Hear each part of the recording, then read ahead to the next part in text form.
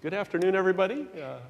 Hello, everyone. Welcome to graduation weekend. It's wonderful to have you all here in Brunswick, and it's my pleasure in particular to be able to bring you a conversation with Bob White. My name's Andy Rudalevich. I'm the chair of the Government and Legal Studies Department here at Bowdoin. And it is, again, a real honor to have the chance to talk a little bit to Bob about his life and times, which, of course, are, I didn't are ask what he hardly was going to over. ask, so that's what we're talking about. Okay, good to know. We're going to start with the Bob White origin story. Okay, let's Don't do worry. it. But Clean the place out pretty quickly. But I've been given an introduction by the communications office, Oh, you so have? this is what Bowdoin thinks of you. Just Oh, for- okay. Thank you. Let's hear it. All right, here we go. Robert White is a senior lecturer in Harvard Business School's entrepreneurial unit, where he teaches in both the MBA program and the executive education program. Prior to joining the business school faculty in 2014, Bob was a resident fellow at the Harvard Institute of Politics, a founding member of Bain Capital, a private investment firm, one of the world's leading private investment firms, indeed.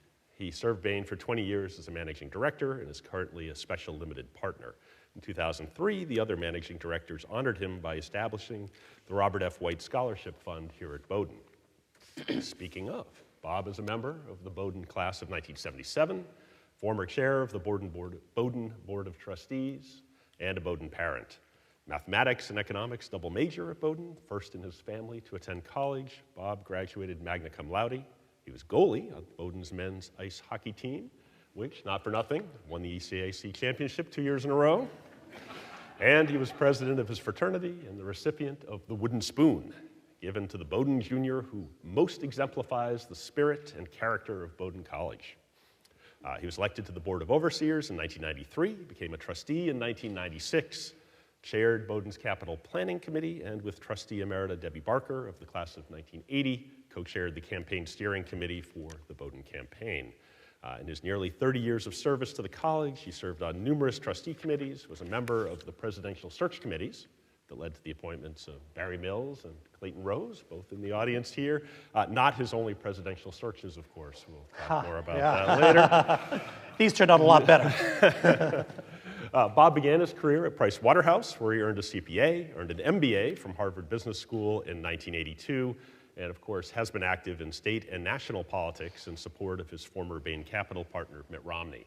He served as the chair of Romney's 1994 U.S. Senate campaign, chair of Governor Romney's 2002 Massachusetts Gubernatorial Transition Committee, and as senior advisor and chair of Romney's 2008 and 2012 presidential campaigns. Now Senator Romney describes Bob as a, quote, extraordinarily perceptive person and an amazing judge of character who is, quote, willing to express his views in an unvarnished way. We can only hope. Okay, we'll see. In the next 40 minutes. In addition to his service at Bowdoin, Bob has served on the Board of Dean's Advisors at Harvard Business School, at the Board of Governors at the London Business School, and I should note, the Board of Directors of the Boston Celtics, and I'm hoping he will personally promise Game 7 to come at the Garden next week. That could get me in trouble, but Bob is... who said that? Could we please escort that person? No, who is that? Let's hope we get there, actually. Bob and his wife Tona are the parents of 6 children, including Dana, a graduate of the Bowdoin class of 2015. Please join me in welcoming Bob White and his family here to Bowdoin. Thank you. Wow. Thank you, Andy. There you go. Pleasure to be back. Thank you. So I'm serious about the Bob White origin story in a way, because, right, you came from Woburn, you know, go Tanners, but, Thank you. not Go necessarily a very huge pipeline from Woburn to Bowdoin, maybe especially in the 70s. Talk a little bit about how you got here. What was your upbringing like? What brought you to Bowdoin? What attracted you? Okay, so, well, thank you, Andy, for that nice introduction, and for those who put that together. That was overly generous. Appreciate that. So, yeah, I grew up in Woburn, which is just outside of Boston. Went to Woburn High School, and was a hockey goalie there. And met somebody really special named Jerry Kirby. So Jerry Kirby, some of you in the room may know him, a Bowdoin graduate who served in the BASIC program. And the BASIC program were alums who were trying to help recruit and help the admissions department. So having been the first and having no one from the family who had gone to college, my mother thought college was really, really important. And somebody at her office helped me think about various places. And then because of hockey, I met Jerry Kirby. And he came to one of the games, and then he became a big supporter of my candidacy here. And I applied, and fortunately was admitted. Now, John Cross tells a story that I have to relate here, because for me, going to college was a big deal. I had nobody had been, so I didn't know what to expect, and Bowdoin was a real big reach for me. So when I applied, I thought it was potentially pretty low likelihood.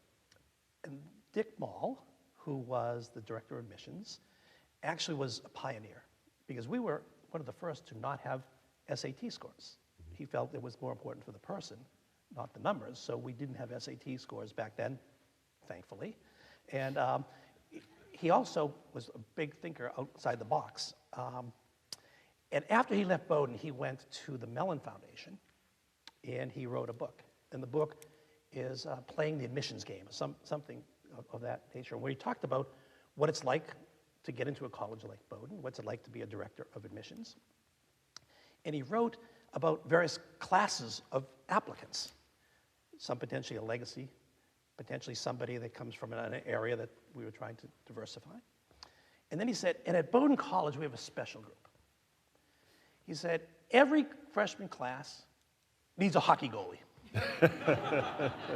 Seriously, printed. He said, so therefore, even it's very, very competitive, but all the goalies compete only against the other goalies. In my year, we let in 3 goalies, so we all get in. So that's one of the reasons I think that I got here. And you show up and you're thinking, I don't think I belong here. I kind of felt that way. And then looking back, I then realized I was probably right back then, and it came for other reasons. But Bowdoin all along has always been about what the individual can bring to the class. And Dick Mercereau, right here sitting in the front, class of '69, was actually an admissions officer at the time. And he is the one that read my file, and I understand was the person that stood up and said, well, this could be a big risk, but let's go ahead and do that.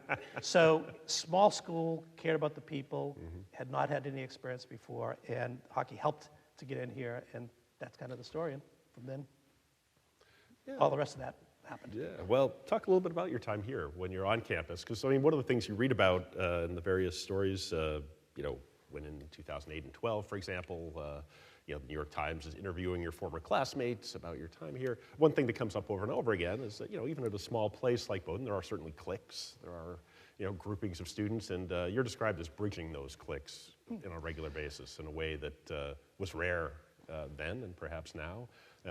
Goalie and magna cum laude, right? I mean, this sort of connections. How did you, approach your time here? What did you? Yeah, what's an interesting question. I should have called and asked Andy the questions he was going to ask. It would have been kind of fun. So, look at Bowdoin, a very special place. From the time I first came here till now, lots have changed. We have lots more buildings. Many, many new buildings. We have much more diversity. I think is a really important thing.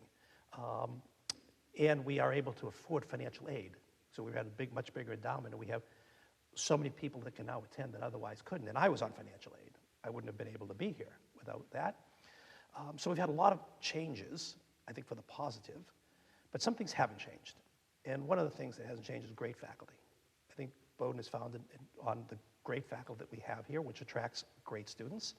And it's a community. And you all do a great job, I think, of integrating various people regardless of their background. And in a community like this, which is relatively small, with so many people with such diverse backgrounds, the idea that we can interrelate, I think, is a really important thing. So when I was here, I worked really hard. I did math and economics, as well as going to practice most of the time. And for me, it was a real struggle because it was hard. And I didn't want to fail because I was getting first through. But I found lots of really supportive faculty who really cared about me. I found people like Richard Mercer, who was running the senior center at the time, to work for him, Harry Warren, Nate Dane, these great professors that cared so deeply about us. Personally, I felt really at home here. And then my classmates were people that were highly motivated, but cared about ourselves in the classroom and outside the classroom. And at the time, fraternities were a big deal. So probably 75% of the students belonged to a fraternity back then. And that was a lot of the social life. And some of the cliques, some of the issues came because fraternities were not necessarily always supportive of each other. Our current chair, who's here, was in a competitive fraternity. not as good, but a competitive fraternity as the Beta House. And that caused there to be, I think, some cliques. But it was always a very, very welcoming place, and I have a lot of tremendous classmates and friends that have been lifelong friends. And it's a special place that I think helped me develop a sense of, you think about the offer of the college. I think the offer of the college is the best written offer of what 4 years of college should be. And for any of you who haven't yet read it, you go on the website, and it is a tremendous, what you should be able to get out of your 4 years. I really believe that I got that. And when Barry Mills was president, and I was on the board, we thought, should we update what's the offer of the college? And we all went off and started thinking about it. We came back and said, it's pretty good. It's pretty good. So we have the offer of the college, which was what, in the 1800s was written. We have the excerpts of that I think really epitomize what this 4 years was for me, and hopefully for the people that are here now and additional generations to come. Great. So you go off into the world of, well, I guess accounting, first of all, and into finance. Talk a little bit about that transition and how you get involved with Bain and then Bain Capital. So I played more hockey than doing interviews when I was here. And at the senior year, Price Waterhouse had an interesting program that they went to 10 or 12 schools around the country and took people that had no accounting, because they had to hire 1,000 people that had accounting degrees. They said, hey, let's take some of these people that are liberal arts and see how they can do as accountants. And Bowdoin was as well respected that it was one of 12 colleges that Price Waterhouse came to, which included Harvard and Stanford and Princeton and Yale and Williams and Middlebury. But anyway, and it was a whole new world for me, the whole business world and accounting world. And spent 3 years there, got my CPA when I was there, and then went to Harvard Business School. That was a whole new world.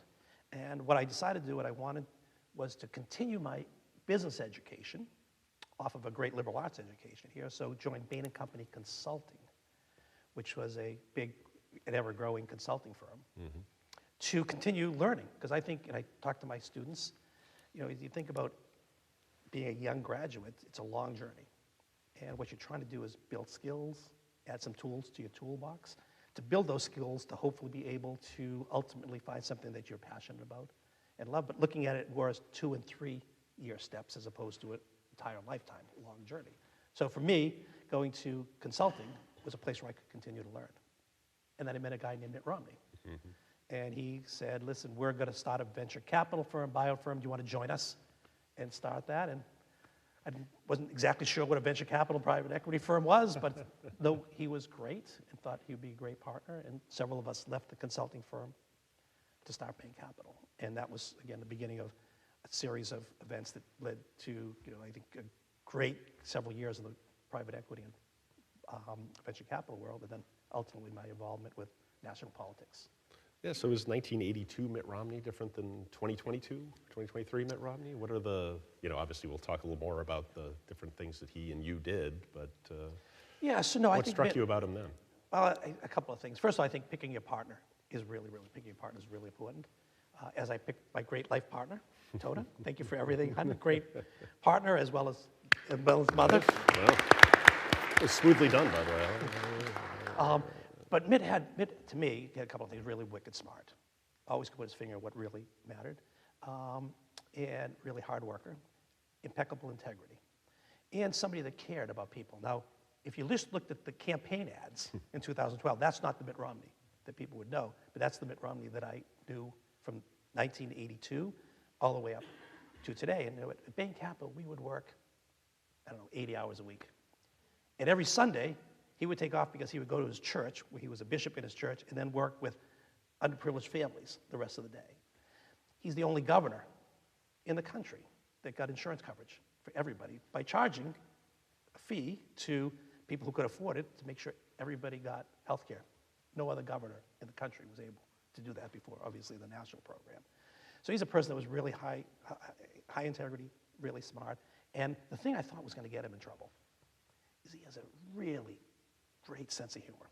Sometimes a little close to the line. I thought if there was anything, that might be something that would get him in trouble. But when there's $800 million of negative advertising spent against you, it's awful hard to break through. And I think the movie that came out after the campaign. I don't know if anybody saw that, but Netflix did a movie that followed the campaign, and they wanted to do something about what the decisions in the campaign, and we refused to do that, but they followed Mitt around.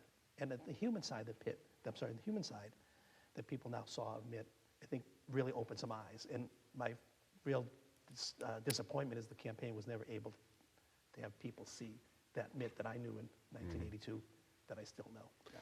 Now, obviously, he's coming out of a family that has a tradition of public service. His dad is governor. How early, though? I mean, he runs for Senate in 1994. Right. Is that something he had been thinking about for a long time? Yeah, what was his trajectory there? I think so. I think Mitt always felt and feels that public service is an important part of his life, his family's life, and everybody's life, right? He feels, and I feel, that, family's most important. I think your career is really important, and I think the community is important. And there's different ways to give to a community, right? And Mitt feels public service is one important way, as his dad did.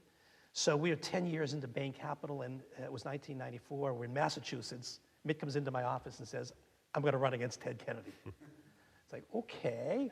That sounds like a tough, but okay. For about, 2.5 months, he was leading. And then Ted Kennedy engaged, and we get literally blown out. And a lot of, actually, the ads and things that happened in the presidential campaign were actually used in 1994. And it's hard if you're a business person, you've had to make some tough business decisions to run in political office, because that can be used against you and mischaracterized. And I really worry about that. I worry about that because there are a lot of people that I know in the business world, on both sides of the aisle, Republicans and Democrats, that I think would be terrific, who won't run. Because they think, I know Mitt Romney, I know the kind of character he has, I know the kind of person he is, and if they can do that to him, what will they do to me? And there are Democrats at Bain Capital right now that I'm urging to get in. I would probably come out, raise money for them, support them, but they just have no interest because of what it does to the family, what it does to them, and that's something I think we need to be really careful of in our politics today. But yeah, I think from an early age, he felt that was important, public service. He went from 1994, losing to Ted Kennedy, came back to Bain Capital, went down, ran the Olympics. I went down there with him for a couple months in the beginning to sort that out. Came back, governor. And then I helped him lose 2 presidential elections. And of course, they didn't want to set it. Well, you helped him win a governor's election in between, though. Did. But my record, if you count, it's not, okay, but anyway, it helped in the gubernatorial, but, the tough one. And, in the presidential elections, it's the Electoral College. We can argue whether that makes sense. You teach, you're a renowned professor here. I have been in your class. And you teach this as pros and cons of the Electoral College. I think people would like to get rid of it. The question is, what does it bring in? So if you get rid of that, there are issues. But, he lost 65, 35% in the Electoral College, but 250,000 votes. 250,000 votes across 5 states. He could have been president. And the same thing, Hillary Clinton, it was really close. So you come down, if you lose a state by just 1 vote, you lose all the electors. So it was really tough when we lost because it was really close. Didn't look that way in the Electoral College, but it was really close.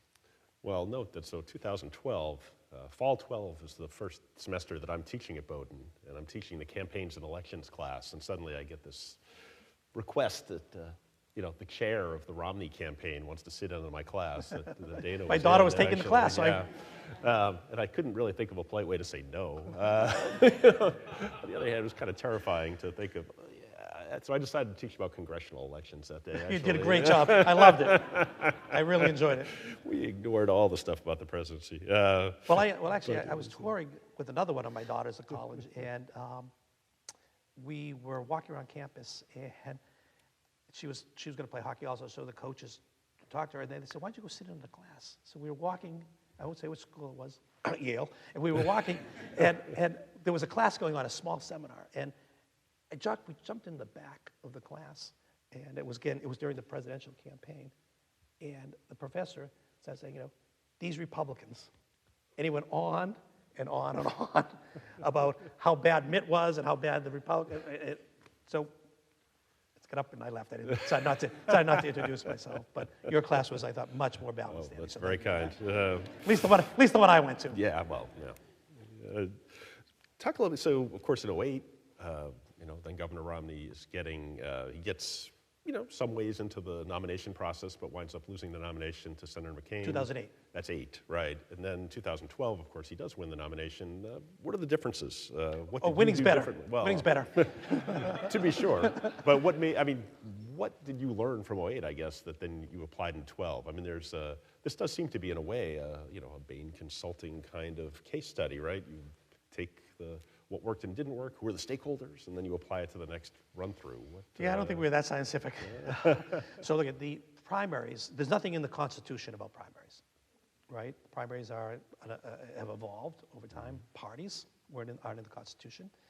And the primary process is under scrutiny, both sides. The Democrats have just changed their calendar because the early states, they didn't get enough diversity, and the Republicans have decided to stay. But there's things like winner take all, which is a rule. So in certain states, for the Republicans, almost every state is winner take all. So again, like the Electoral College, if you win by one vote, you get all the delegates in that. That's not what happens in the Democrats. The Democratic team does everything pro rata. So identifying now, okay, which states are winner take all, how do we think about that? And for instance, that's why Trump was able to get the nomination, because the rational candidates would split the vote, and he has a very solid 25-30%, which could win the states when the rest of them are split. So we learned about the about the delegate process, and I think a lot of people in 2008 got to know who Mitt was. Here he's a guy coming on the scene, and in the second time around,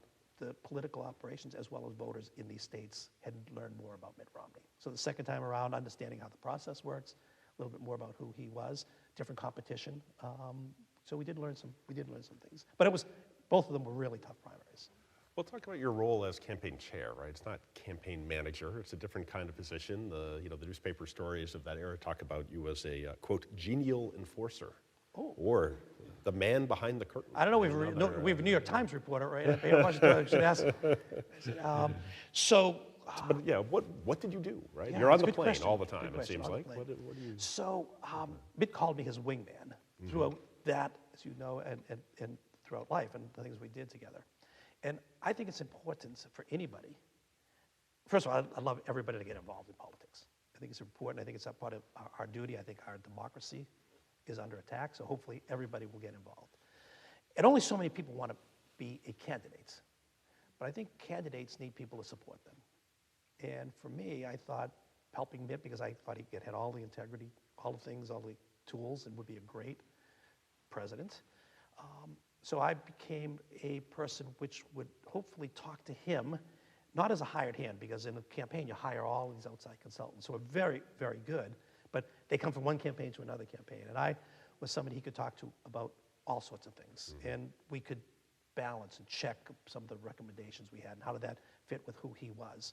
And then I was able to speak to people on the campaign about some things he was thinking, and potentially to him about some of the things of the campaign. So I was officially chairman of the campaign. So if things went badly, I'd be the guy that goes to jail. So that was that. But more importantly, friend of candidate.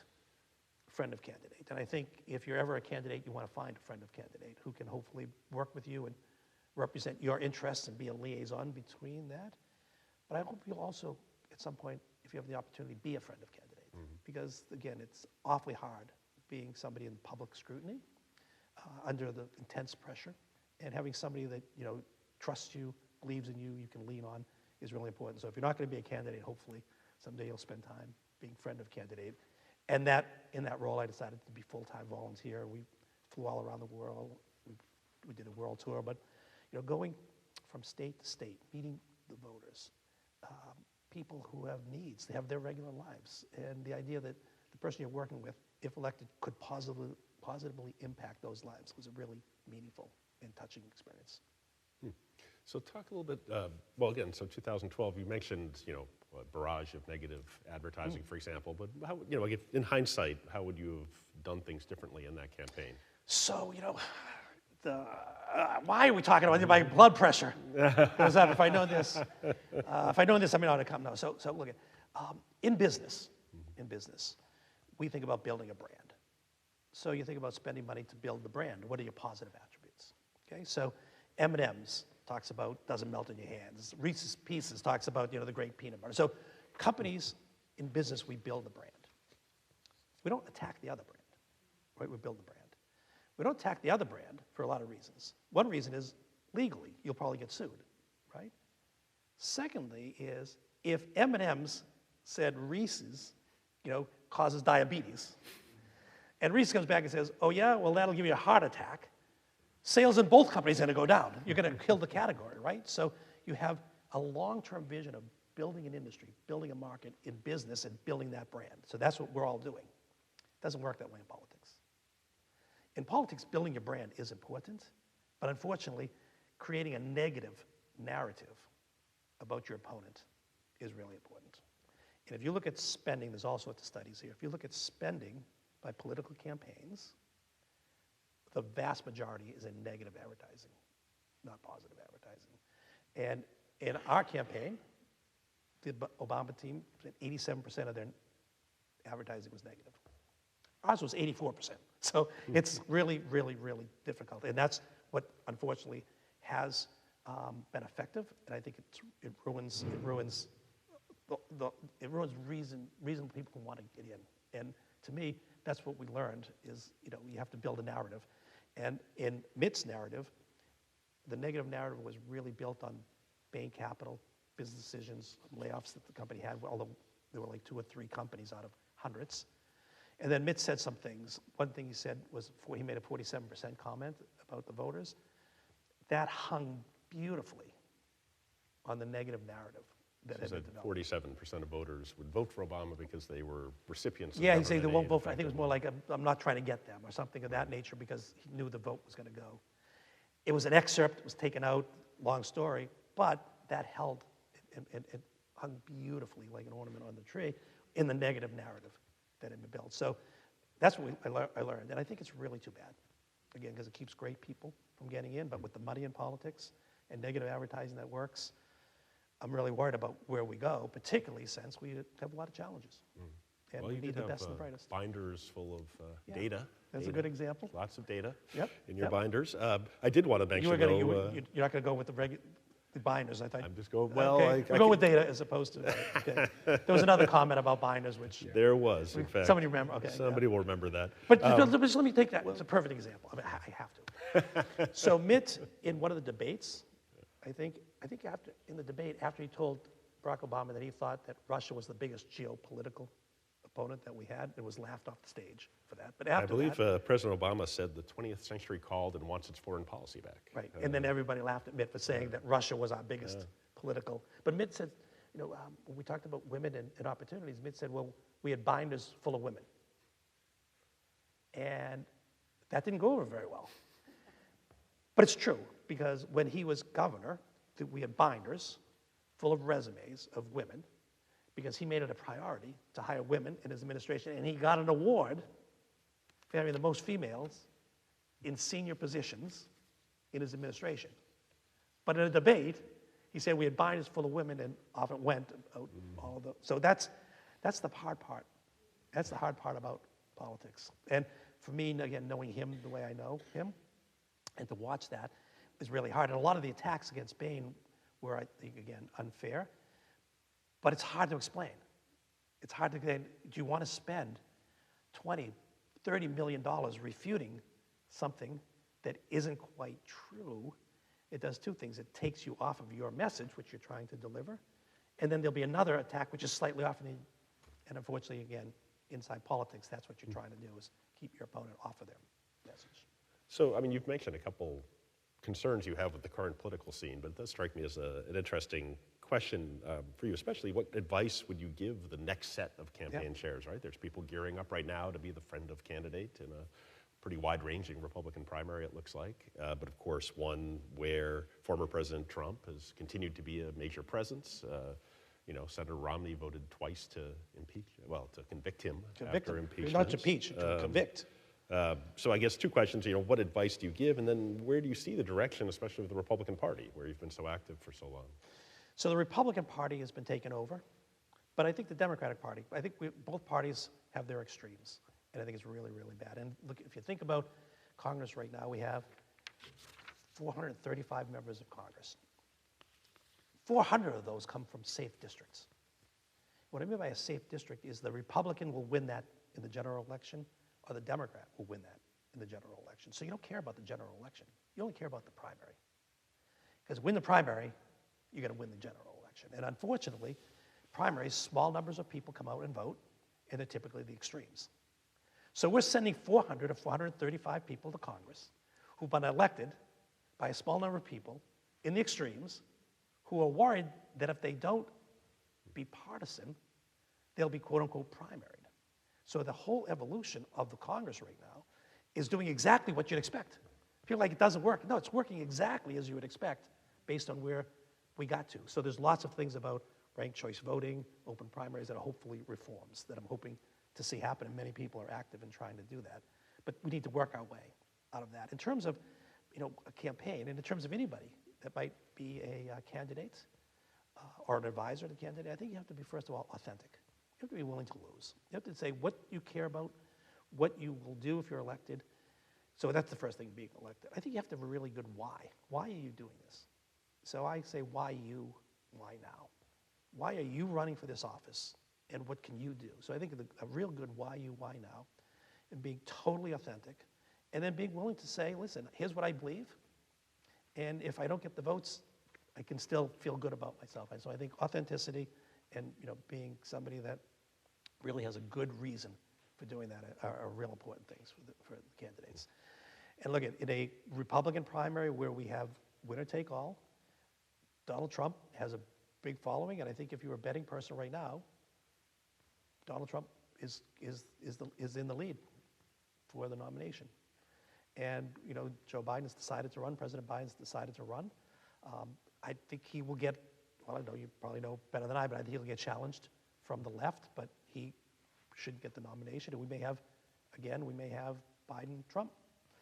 And No Labels, which is a tremendous organization, is trying to set up a potential third-party candidate. But our two-party system, there's a great work done by Michael Porter on our two-party system, and they compete, the Democrats and the Republicans, but they collude. They collude in a way that keeps new entrants out. When you think about ballot access, you think about fundraising rules. So that's set up for them to compete, but it's set up that there's no new entrants. So I'd love to see a new party, because I think both parties have been taken over by the extremes. I think there's a lot of people in the center. I think polling 60 or 70% of the country believes it might be time. We had other parties. Is this the time? But it's so hard to do that it's really going to be, I think, something that I'd like to see happen, but I think it'll be hard.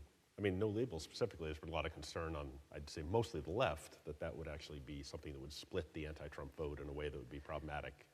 But what they've tried to do is they've said, listen, if it's President Biden against Donald Trump, they want to have an alternative third party. I'm not talking an independent.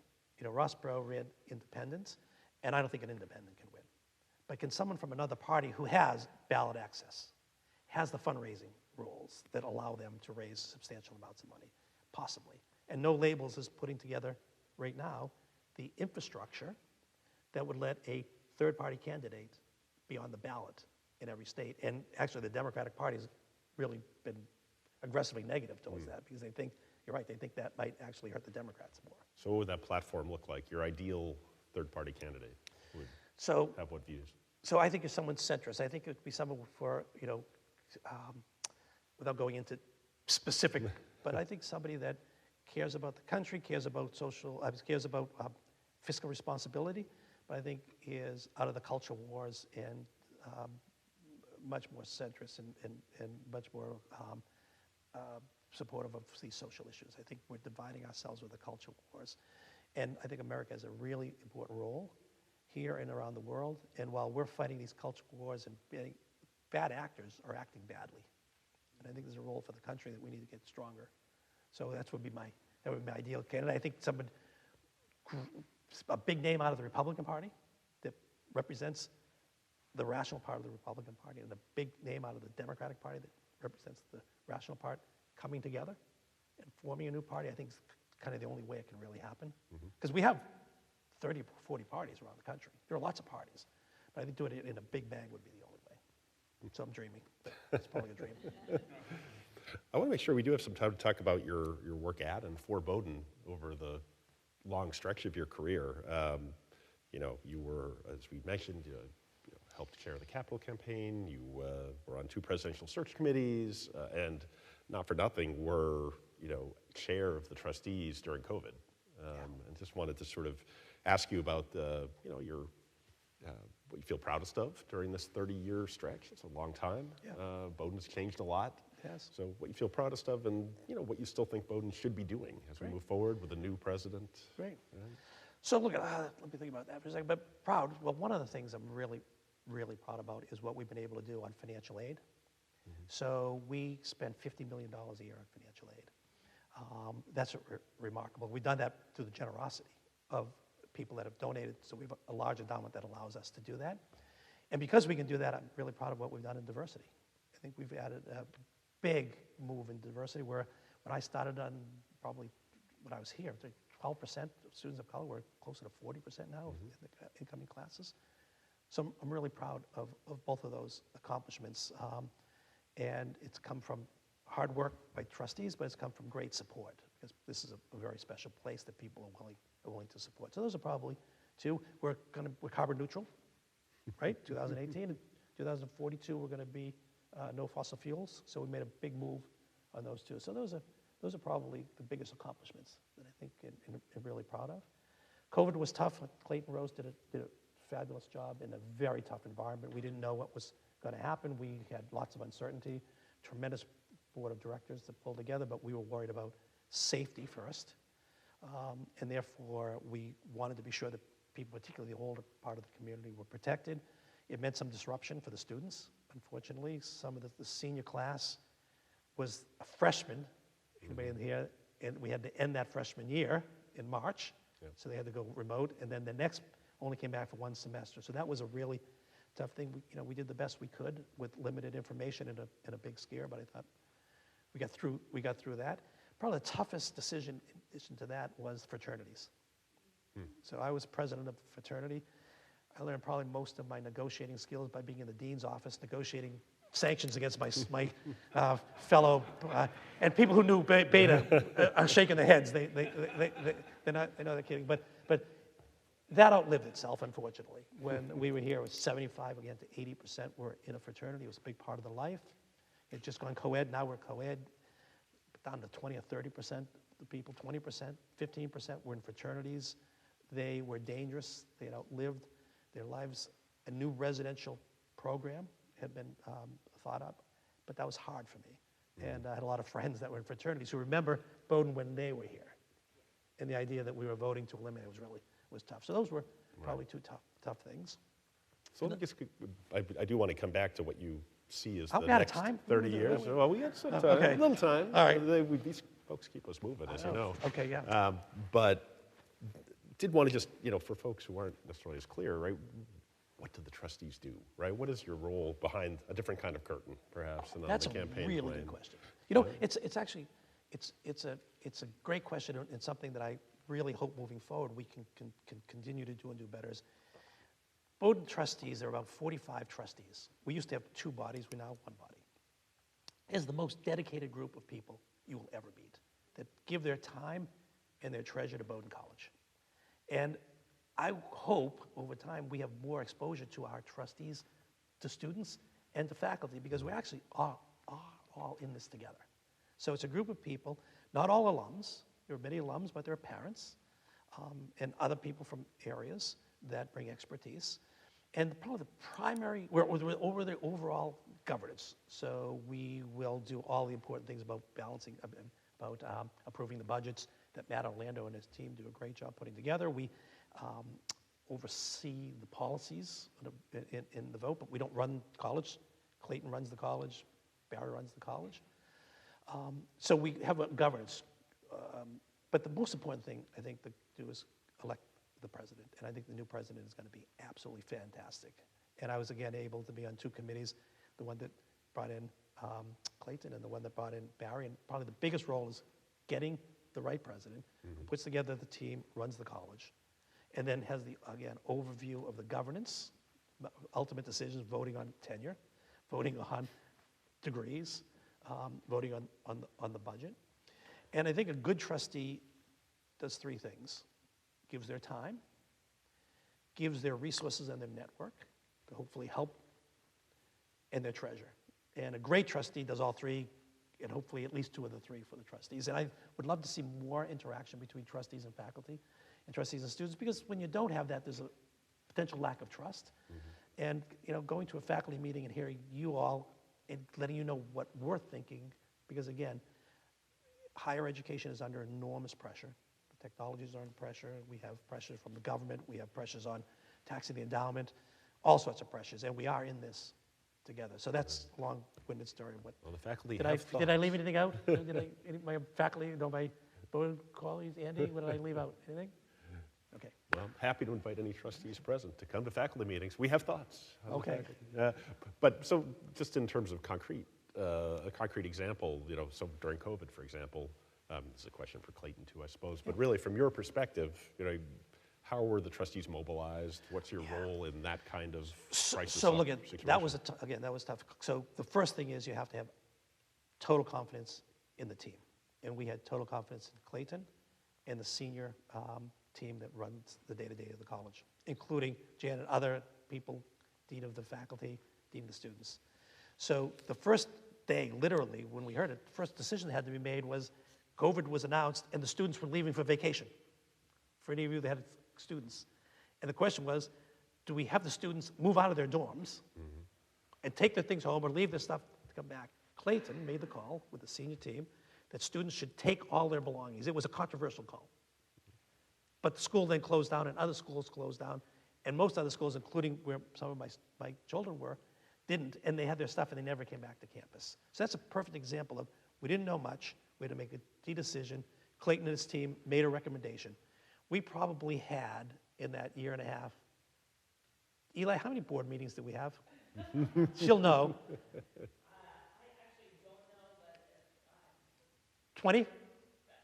We usually have 3 board meetings a year, right? We were together and multiple conversations for the committees, because we worked committees. We probably had 20 full board meetings every month, trying to figure out not only what to support, but we had to make financial decisions. We invested a lot. We authorized big budget deficits to be able to support the technology for the faculty, to give technology to the students so that they could do this in a hybrid and remote manner. And these were things that the senior team was leading the charge on, and we were being as supportive as we could.